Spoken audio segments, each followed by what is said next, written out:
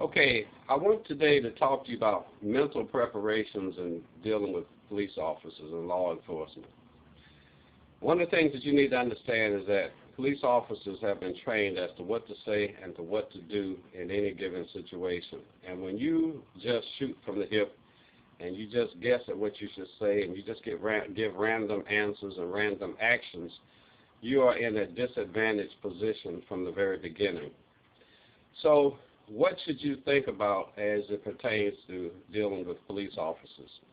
First consideration should be the fact that you want to appear to be non-threatening, and you want to prepare your mind for dealing with a person who's been dealing with some pretty serious situations all day long. He's coming there to help you out, but it's not personal.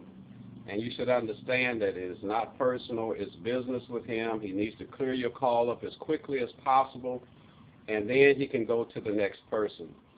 So the things that you can do to expedite that would be most readily appreciated by the police officer that you encounter.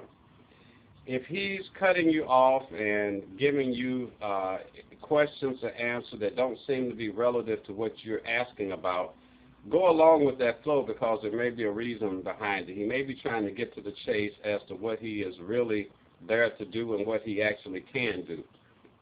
Many times people will give police officers requests to do things that they can't even handle. They'll be asking them to do things that are not even in the lines of law enforcement. It might even be legal advice.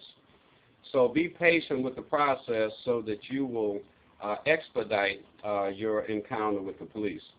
The next thing I want you to understand is that the police officer is not there to do everything. He's not there to be your psychologist, not there to be your confidant. He's not there necessarily to take sides with you. He's there to listen to your information and then to process it and to see if it's in the parameters of what he can do or should do.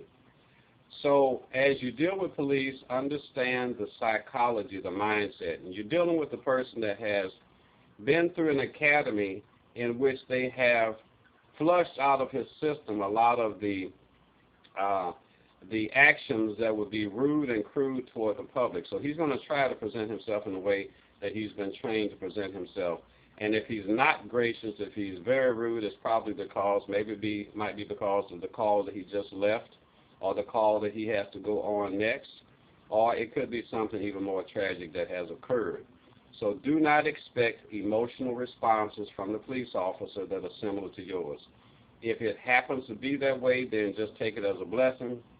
But understand that the person is there, he's a human being or she's a human being, and they have gone through a lot, and they want to get through with your call as quickly as possible.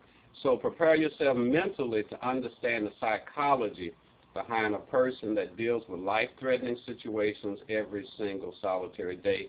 Be concise, get to the point, try not to be emotional, and then have everything that you need to have documented when they arrive.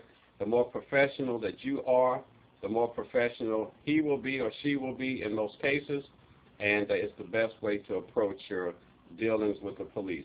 Mental preparation. Now I'm going to give you a series of about 18 more lessons to move you forward in your knowledge and your expectations as you deal with police in different situations, such as DWI, such as racial profiling, such as having your vehicle towed, and the court procedures, the bonding procedures, the arrest procedures.